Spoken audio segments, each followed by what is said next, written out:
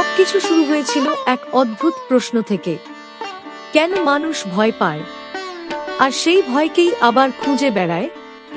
একজন মানুষ, চোখে অদ্ভুত টান, মনে এক অজানা শূন্যতা নিয়ে হেঁটে যাচ্ছিল এক পুরনো মন্দিরের দিকে। সে জানত না কেন যাচ্ছে, কেউ ডাকেনি তাকে, তবু মনে হচ্ছিল কেউ যেন অনেক দিন ধরে অপেক্ষা করছে। মন্দিরটা বাইরে থেকে সাধারণ, কিন্তু ভেতরে ঢুকতেই একটা চাপা শক্তি বুকের ভেতর ধাক্কা দিল। সামনে এক অদ্ভুত রূপ, অন্ধকারের মতো কালো, চোখে আগুনের মতো দীপ্তি, জিভটা বের হয়ে আছে। আর সেই হাসি, না ওটা হাসি না, ওটা যেন এক রহস্য, যেটা বুঝতে গেলেই মানুষ নিজেকেই হারিয়ে ফেলে। লোকটা দাঁড়িয়ে রইল, চোখ সরাতে পারছিল না। তার পাশে একজন বৃদ্ধ দাঁড়িয়েছিল, চুপচাপ, যেন অনেক কিছু জানে। হঠাৎ বৃদ্ধটা বলল, তুই ভয় পাচ্ছিস? লোকটা একটু চমকে উঠল, কিন্তু উত্তর দিতে পারল না। বৃদ্ধটা হালকা হেসে বলল, যার সামনে দাঁড়িয়ে আছিস, ওকে ভয় পাওয়ার জন্য না, ওকে বুঝতে পারার জন্য মানুষ এখানে আসে। লোকটা প্রথমবার চোখ নামাল, তারপর ধীরে ধীরে আবার তাকাল সেই রূপটার দিকে। এত ভয়ঙ্কর রূপ কেন? সে অবশেষে জিজ্ঞেস করল। বৃদ্ধটা একটু এগিয়ে গেল, মূর্তির সামনে দাঁড়িয়ে খুব ধীরে বলল, কারণ মানুষ শুধু সুন্দরকে বিশ্বাস করে, কিন্তু সত্যটা সবসময় সুন্দর হয় না। চারপাশে হালকা ধূপের গন্ধ ভাসছিল, আর কোথাও যেন কেউ মৃদু করে কিছু উচ্চারণ করছিল। লোকটা লক্ষ্য করল, কিছু মানুষ আসছে, নির্বে, কারো হাতে ফুল, কারো হাতে লাল রঙের কিছু, কারো চোখ বন্ধ, কারো ঠোঁটে অদ্ভুত শান্তি। সে বুঝতে পারছিল না এরা কি প্রার্থনা করতে এসেছে, নাকি কিছু খুঁজতে। বৃদ্ধটা আবার বলল, মানুষ যখন সব হারিয়ে ফেলে, যখন নিজের ভিতরের অন্ধকারটা আর লুকোতে পারে না, তখনই এখানে আসে। লোকটা একটু কাঁপা গলায় বলল, তাহলে ও কি অন্ধকার? বৃদ্ধটা মাথা নেড়ে বলল, না, ও অন্ধকার না, ও সেই শক্তি যে অন্ধকারকে শেষ করে। কথাটা শুনে লোকটার বুকের ভেতর কিছু একটা বদলে গেল। সে দেখল একজন মহিলা ধীরে ধীরে এগিয়ে এসে মূর্তির সামনে কিছু রাখল, খাবারের মতো, কিন্তু সেটা শুধু খাবার না। তার চোখে জল, কিন্তু মুখে শান্তি। লোকটা বুঝতে পারল না কেউ কেন নিজের কষ্ট নিয়ে আসে, আর সেটা কারো সামনে রেখে যায়। বৃদ্ধটা যেন তার মনের কথা পড়ে ফেলল। মানুষ যা সবচেয়ে ভালোবাসে, যা সবচেয়ে প্রিয়, সেটাই তো দেয়। লোকটা চুপ হয়ে গেল। হঠাৎ তার চোখে পড়ল মন্দিরের এক কোণে একটা পুরনো দাগ, যেন অনেক দিনের ইতিহাস লুকিয়ে আছে সেখানে। সে ধীরে ধীরে জিজ্ঞেস করল, ওখানে কি হয়? বৃদ্ধটা কিছুক্ষণ চুপ করে থাকল, তারপর খুব আস্তে বলল, সবাই ভাবে ওটা শুধু একটা বলি, কিন্তু আসলে ওটা নিজের ভিতরের পশুটাকে কেটে ফেলার চেষ্টা। লোকটার শরীর দিয়ে ঠান্ডা একটা স্রোত বয়ে গেল। সে বুঝতে পারছিল এটা কোনো সাধারণ জায়গা না। এখানে মানুষ শুধু কিছু চাইতে আসে না, এখানে মানুষ নিজের একটা অংশ ছেড়ে দিয়ে যায়। আর তখনই হঠাৎ মন্দিরের ভেতর এক তীব্র কম্পন অনুভূত হল। কেউ একজন জোরে উচ্চারণ করল কিছু, আর সেই শব্দ যেন দেয়াল ভেদ করে ঢুকে গেল মানুষের ভেতরে। লোকটা অনুভব করল তার ভিতরে জমে থাকা ভয়, রাগ, অপমান সব যেন একসাথে নড়ে চড়ে উঠছে। সে চোখ বন্ধ করল, আর ঠিক তখনই সে একটা দৃশ্য দেখল, একটা যুদ্ধ, ভয়ঙ্কর, রক্তে ভেজা, আর সেই যুদ্ধের মাঝখানে দাঁড়িয়ে আছে সেই একই রূপ। কিন্তু এবার তার চোখে শুধু আগুন না, কিছু একটা ছিল যেটা ভয়ঙ্কর, তবু অদ্ভুতভাবে আপন। লোকটা হঠাৎ চোখ খুলে ফেলল, হাঁপাচ্ছিল সে। বৃদ্ধটা এবার একদম কাছে এসে দাঁড়ালো, ধীরে ধীরে বলল, সবাই ওকে দেখে ভয় পায়, কিন্তু খুব কম মানুষ বুঝতে পারে ও ধ্বংস করে। কিন্তু কাকে? লোকটা এবার উত্তর খুঁজতে চাইছিল। তার চোখে কৌতূহল আর ভয় মিশে গেছে। বৃদ্ধটা একটু হেসে বলল, যেদিন তুই বুঝবি, সেদিন তুই আর আগের মানুষটা থাকবি না। লোকটা আবার তাকাল সেই রূপটার দিকে। এবার তার চোখে ভয় কম, কৌতূহল বেশি।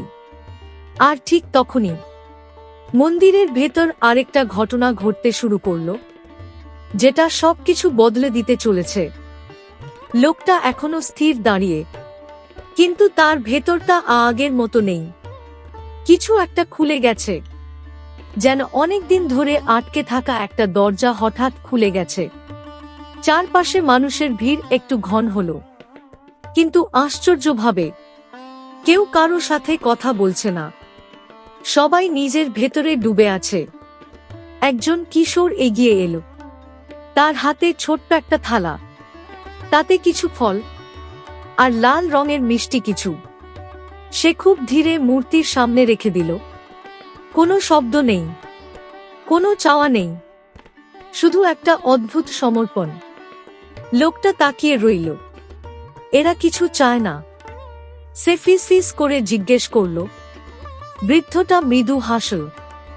চায়, কিন্তু মুখে বলে না। লোকটা অবাক হয়ে তাকাল। বৃদ্ধটা বলল, কারণ এখানে এসে মানুষ বুঝে যায়, কথায় সবকিছু বলা যায় না। লোকটার বুকের ভেতর যেন শব্দগুলো ঢুকে যাচ্ছিল। সে লক্ষ্য করল, একজন বৃদ্ধা ধীরে ধীরে এসে মাটিতে বসে পড়ল। তার হাত কাঁপছে, কিন্তু চোখ বন্ধ। তার ঠোঁট নড়ছে, কিন্তু শব্দ বেরোচ্ছে না। তবু মনে হচ্ছিল কেউ যেন শুনছে। লোকটা এবার নিজেকেই প্রশ্ন করল, কেন কেন মানুষ এখানে আসে? বৃদ্ধটা এবার একটু গভীর গলায় বলল, কারণ এখানে কেউ বিচার করে না। এখানে ভালো খারাপের হিসেব নেই। এখানে শুধু সত্যি আছে। লোকটা থমকে গেল। সত্যি, এই শব্দটাই যেন তার মাথার ভেতর প্রতিধ্বনি হতে লাগল। হঠাৎ তার চোখে পড়ল, মন্দিরের ভেতরের আলো একটু বদলে গেল। কেউ একজন প্রদীপ জ্বালালো, আর সেই আলো সরাসরি এসে পড়ল মূর্তির চোখে। মনে হলো চোখ দুটো যেন জীবন্ত। লোকটা অজান্তেই এক পা পিছিয়ে গেল। তার বুক ধড়ফড় করছে। ও ও কি দেখছে আমাকে? সে কাঁপা গলায় বলল। বৃদ্ধটা এবার উত্তর দিল না, শুধু বলল, তুই নিজেকে লুকাতে পারিস? লোকটা চুপ। তার মাথার ভেতর হঠাৎ একের পর এক স্মৃতি ভেসে উঠতে লাগল। ভুল, অপমান, রাগ, অহংকার, সব। সে চোখ বন্ধ করতে চাইল, কিন্তু পারল না। মনে হচ্ছিল কেউ তাকে নিজের ভেতরটা দেখতে বাধ্য করছে। হঠাৎ একটা শব্দ উঠল, গভীর, কম্পিত, যেন মাটির ভেতর থেকে আসছে। সবাই একসাথে একটু সোজা হয়ে দাঁড়াল। কেউ কিছু বলল না, তবুও সবাই যেন বুঝে গেল কিছু শুরু হতে যাচ্ছে। লোকটা চারপাশে তাকাল। তার মনে হলো এই মুহূর্তটার জন্যই সবাই অপেক্ষা করছিল।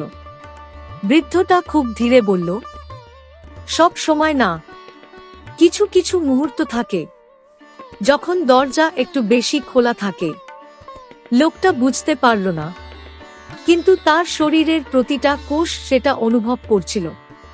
আলোটা আরো গাঢ়, শব্দটা একটু জোরে, আর সেই সঙ্গে মানুষের নিঃশ্বাসও যেন বদলে গেল।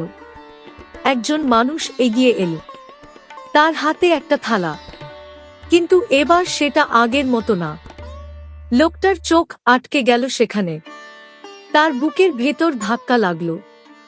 সে বুঝতে পারছিল এটা শুধু কোনো রীতি না, এটার পেছনে কিছু আছে, কিছু পুরনো, কিছু গভীর। এটা কেন? সে অবশেষে জিজ্ঞেস করল।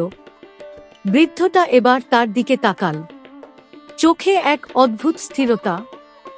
মানুষ ভাবে ওটা রক্তের ব্যাপার, কিন্তু আসলে ওটা রক্তের না। লোকটা নিঃশ্বাস আটকে শুনছিল। বৃদ্ধটা ধীরে ধীরে বলল, যে নিজের ভিতরের লোভ, রাগ, অহংকার এই সব কাটতে পারে না, সে বাইরের কিছু কেটে নিজেকে বোঝানোর চেষ্টা করে। লোকটার গলা শুকিয়ে গেল। তার মনে হচ্ছিল এই কথাগুলো শুধু শোনা না, এগুলো তাকে ছিঁড়ে ফেলছে। সে আবার তাকাল সেই মূর্তির দিকে। এবার আর শুধু ভয় লাগছে না, কিছু একটা টানছে তাকে, একটা অদ্ভুত শক্তি, যেটা ধ্বংস করে কিন্তু মুক্তিও দেয়। হঠাৎ সব শব্দ থেমে গেল। এক মুহূর্তের জন্য পুরো জায়গাটা নিঃশব্দ। লোকটা অনুভব করল তার হৃদস্পন্দনটাই যেন একমাত্র শব্দ। আর সেই নীরবতার মধ্যে সে খুব স্পষ্ট একটা অনুভূতি পেল, যেন কেউ তার খুব কাছে এসে দাঁড়িয়েছে, কিন্তু কেউ নেই।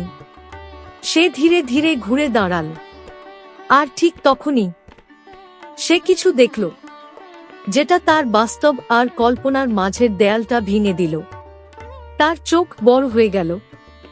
সে কিছু বলতে চাইল, কিন্তু শব্দ বেরোল না। বৃদ্ধটা খুব আস্তে বলল, এটাই শুরু, শেষটা দেখার সাহস আছে? লোকটা উত্তর দিল না, কিন্তু তার চোখে এখন একটাই জিনিস, ভয় না, পালানোর ইচ্ছে না, শুধু জানতে চাওয়া। আর ঠিক তখনই সবকিছু আরো গভীরে নামতে শুরু করল। লোকটার চোখ এখনো সেই দৃশ্যের উপর আটকে। সে জানে না সে কি দেখছে, কিন্তু একটা জিনিস সে বুঝতে পারছে, এটা শুধু বাইরে ঘটছে না, এটা তার ভেতরেও ঘটছে। চারপাশে সবকিছু যেন একটু ঝাপসা হয়ে গেল। মানুষ আছে, শব্দ আছে, আলো আছে, তবুও সবকিছু দূরে সরে যাচ্ছে। শুধু একটা উপস্থিতি, খুব কাছাকাছি। সে অনুভব করল তার বুকের ভেতর জমে থাকা ভার ধীরে ধীরে উপরে উঠছে, যেন কেউ ভেতর থেকে টেনে তুলছে। সে দাঁড়িয়ে থাকতে পারছিল না, হাত কাঁপছে, শ্বাস ভারী হয়ে আসছে। এটা এটা কি হচ্ছে? সে ফিস ফিস করে বলল। বৃদ্ধটা এবার তার কাঁধে হাত রাখল। যা এতদিন চাপা ছিল, আজ সেটা সামনে আসছে। লোকটা মাথা নাড়ল। আমি এটা চাইনি। বৃদ্ধটা শান্ত গলায় বলল, কেউ চায় না, তবুও এটা দরকার। লোকটার চোখে জল চলে এলো। সে হঠাৎ দেখতে পেল তার নিজের একটা রূপ, অন্ধকারে ঢাকা, চোখে রাগ, মুখে এক অদ্ভুত বিকৃতি। সে পিছিয়ে গেল। ওটা আমি না। বৃদ্ধটা ধীরে বলল, ওটাই তুই, যাকে তুই সবসময় লুকিয়ে রাখিস। লোকটার শরীর ঠান্ডা হয়ে গেল। সে এতদিন ভাবত সে নিজেকে চেনে, কিন্তু আজ সে নিজের অচেনা একটা মুখ দেখছে। হঠাৎ সেই অন্ধকার রূপটা নড়ল, ধীরে ধীরে সামনে এগিয়ে এল। লোকটার নিঃশ্বাস আটকে গেল। এটা থামাও, সে কাঁপা গলায় বলল। বৃদ্ধটা চুপ। তার চোখে কোনো ভয় নেই, শুধু গভীর একটা নিশ্চুপতা। পালাতে পারবি না, বৃদ্ধটা বলল, কারণ এটা বাইরে কিছু না, এটা তোর ভেতর। লোকটা চোখ বন্ধ করে ফেলল। কিন্তু সেই রূপটা আরো স্পষ্ট হয়ে উঠল। আর তখনই হঠাৎ একটা তীব্র শক্তি চারপাশে ছড়িয়ে পড়ল। মনে হলো সময় থেমে গেছে। লোকটা চোখ খুলল, আর সে দেখল সেই রূপটা, যাকে সে এতক্ষণ মূর্তি ভেবেছিল, এবার আর স্থির নেই। চোখে আগুনের ঝলক, চুলগুলো যেন বাতাসে উড়ছে, আর সেই দৃষ্টি সোজা তার ভেতর ঢুকে যাচ্ছে। লোকটা একদম নিঃশ্বাস নিতে পারছিল না। তার মনে হচ্ছিল সে ভেঙে যাচ্ছে।